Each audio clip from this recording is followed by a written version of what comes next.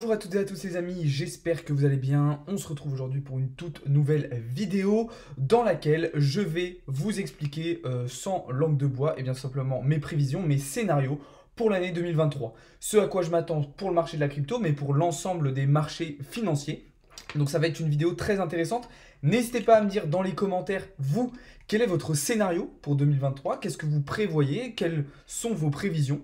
Et ça sera l'occasion de débattre aussi dans les commentaires. Je précise bien aussi que tout ce que je vais dire dans cette vidéo n'est en aucun cas un conseil en investissement. Je vais partager uniquement mon avis, mes analyses, mes prises de position tout au long de la vidéo. Juste avant de commencer, je vous invite à vous abonner si ce n'est pas déjà fait et à rejoindre le serveur Discord. Vous avez le lien en bio et en description. Alors, déjà, la première chose qu'il faut dire, c'est que pour moi, l'année 2023 va être une année de transition. D'accord? Je ne pense pas que le marché va continuer de s'écrouler tout le long de l'année 2023. Et je ne pense pas non plus que le marché va se relancer pendant cette année 2023. Pour comprendre un petit peu ce à quoi on peut s'attendre, il faut déjà revenir un petit peu en arrière et tout simplement définir où est-ce qu'on en est sur ce foutu marché et qu'est-ce qui s'est passé.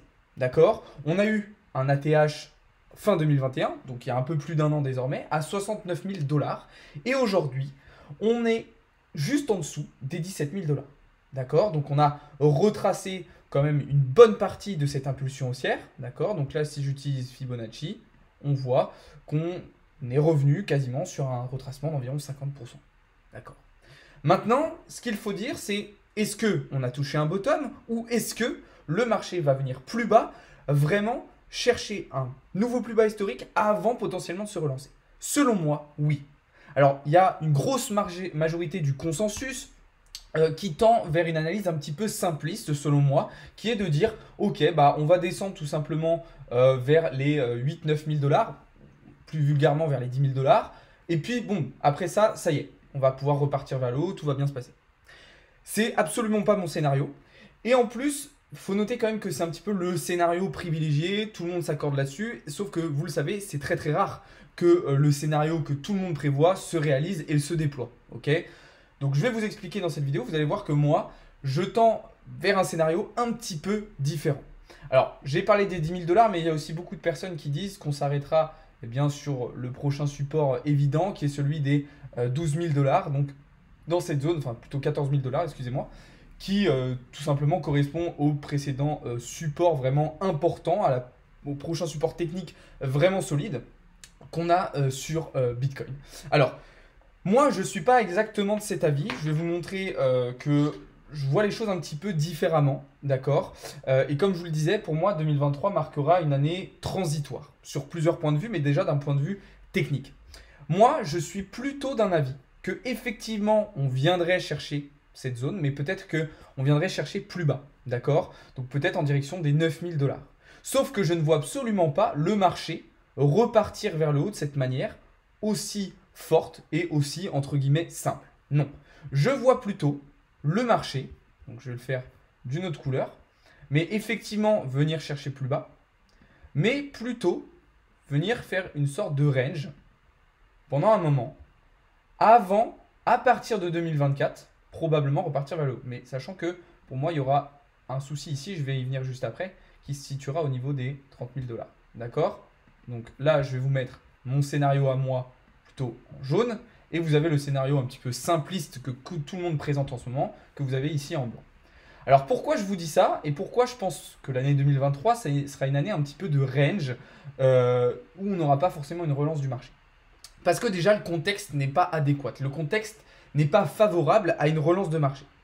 Pour moi, il faut réunir 4 conditions, d'accord, pour que le marché crypto se relance. Et pour moi, on ne les aura pas, clairement pas, au cours de cette année 2023. La première chose, c'est qu'il faudra clairement stopper la hausse des taux d'intérêt directeurs de la Fed. Or, visiblement pour le moment, ça ne semble pas être le cas, ou du moins, les taux vont rester hauts un bon moment. Et pour moi, clairement, avec une continuation haussière de ces taux d'intérêt directeurs, on ne pourra pas aller chercher plus. Pourquoi? Parce que, et là je fais le lien avec la deuxième condition, il faut que le dollar stoppe son rallye haussier. D'accord? Le problème, c'est que si on continue à avoir des taux qui montent, on va probablement continuer à avoir un dollar qui monte. Alors là, c'est vrai que le dollar semble un petit peu se calmer depuis quelques mois. On a un dernier trimestre de 2022 qui a été baissier. Mais attention, attention, parce que vous le voyez, hein, le dollar est dans, comme je vous disais, un gros rallye haussier depuis mi-2021, alors même depuis bien avant, mais depuis mi-2021 vraiment. Là, on vient retravailler sur un support. Mais attention, puisque si ce support, on rebondit dessus et qu'on remonte parce qu'on a une hausse des taux d'intérêt, ça sera clairement pas positif et clairement pas haussier pour les cryptos. D'accord? Donc ça, c'est très important de le comprendre. Je me remets sur mon graphe Bitcoin. Ensuite, la quatrième condition, pour moi, c'est qu'il va falloir nettoyer et faire un tri dans notre écosystème crypto. Alors, qu'est-ce que je veux dire par là? Bah, ça va être d'éliminer toute la merde, de purger le marché encore et encore. Et ça, c'est l'objectif du bear market. Donc ça, c'est plutôt une bonne chose. Mais avec tout ce qui s'est passé cette année, avec Terra, avec Celsius Network, avec FTX, le marché est pollué. Le marché a une réelle perte de confiance. Le marché est sali intrinsèquement en interne et aux yeux du grand public. Et tant qu'on n'aura pas éliminé, entre guillemets, excusez-moi l'expression, toute cette vermine, toute cette saleté, pour moi, le marché ne pourra pas repartir vers le haut. Il y aura des grosses difficultés d'adoption, de démocratisation, et on fera face à de la régulation très stricte qui mettra en difficulté le développement des crypto-monnaies. D'accord? Donc ça, c'est la troisième condition. Et enfin, la dernière, et celle-ci, c'est peut-être la plus compliquée, ça va être d'éviter une récession. La récession, pour moi, si on rentre en récession au cours de l'année 2023, c'est impossible, encore une fois, que le marché se relance. Pourquoi? Je vais vous montrer tout de suite, en vous montrant les précédentes récessions qu'on a eues au cours de ces 20 dernières années. Donc, vous le savez, il y a eu une première récession au tout début des années 2000. Donc, alors, attendez, je vais me mettre en monthly pour que vous ayez une meilleure vision. Hop, voilà.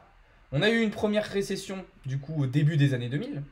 Et on a eu la récession de 2008 avec la crise des subprimes.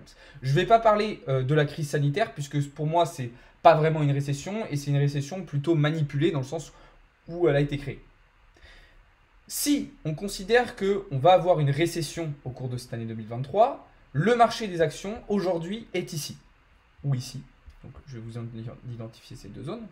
Donc on va considérer qu'on est dans cette zone ou bien si on prend la récession de 2008 dans cette zone. Donc vous voyez ce qui nous attend pour 2023 si on rentre en récession. Une chute très importante du S&P 500 qui sera du coup engendrée par notamment une hausse du dollar.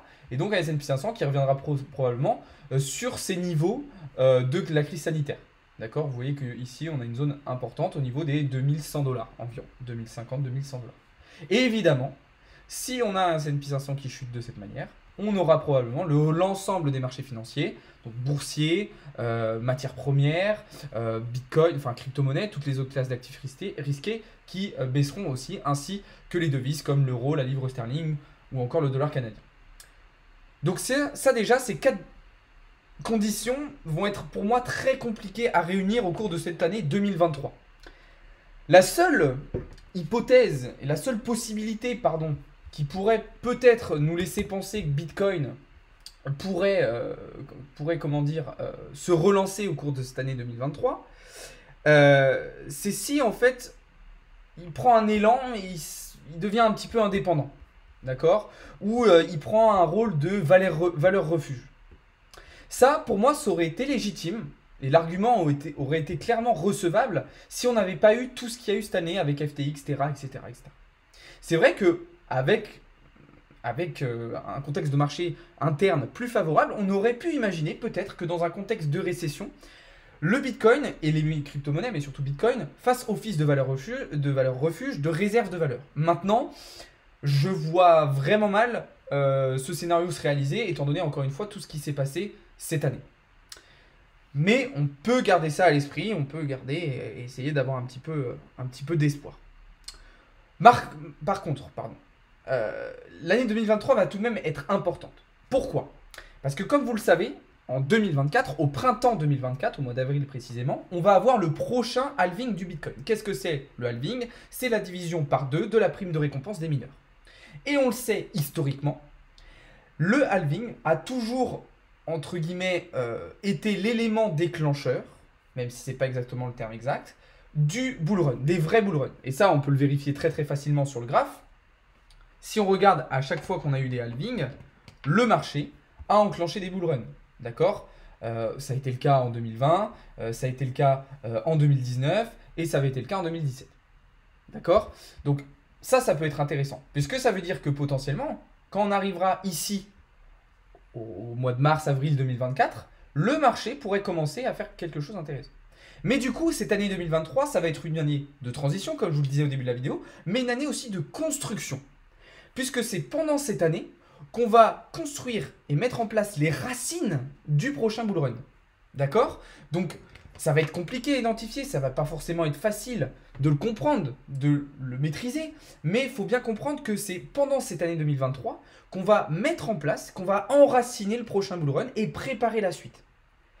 Ça va passer par, justement, comme je vous le disais tout à l'heure, un range, des mouvements, peut-être un prix qui va remonter au-dessus des 20 000 $ pour se stabiliser, recréer des supports techniques importants pour la suite, et puis recréer, comme je vous disais tout à l'heure, un climat de confiance, un marché qui sera beaucoup plus sain et qui sera du coup beaucoup plus solide pour la suite. Donc l'année 2023 va quand même avoir son rôle à jouer. Maintenant, le problème, c'est que cette année 2023, pour moi, va être aussi, comme ça l'a été un petit peu en 2022, une année de régulation. Ça découle du fait de tous les problèmes qu'on a eu au cours de l'année avec FTX, etc. C'est qu'il y a une perte de confiance et il y a une peur des utilisateurs, mais aussi des institutions, qui vont vouloir protéger justement ces utilisateurs et donc mettre en place un certain nombre de mesures, de lois pour réguler ce marché. Mais le problème, c'est qu'une régulation dans un contexte de marché positif, sain, cette régulation, elle va être intéressante et elle va même être constructive. Le problème, c'est qu'étant donné le contexte de marché dans lequel on est aujourd'hui, malheureusement, cette régulation, elle va être potentiellement destructrice parce qu'elle va être extrêmement stricte et du coup, elle va potentiellement ralentir le développement ou en tout cas le compliquer. Du coup, c'est pas forcément le meilleur moment. Mais bon, ça, on n'y peut rien. Malheureusement, c'est la faute des acteurs du marché qui n'ont pas forcément été honnêtes et responsables durant cette année 2022. D'ailleurs, année 2022, qui est pour moi la pire année pour le marché des cryptos de la décennie.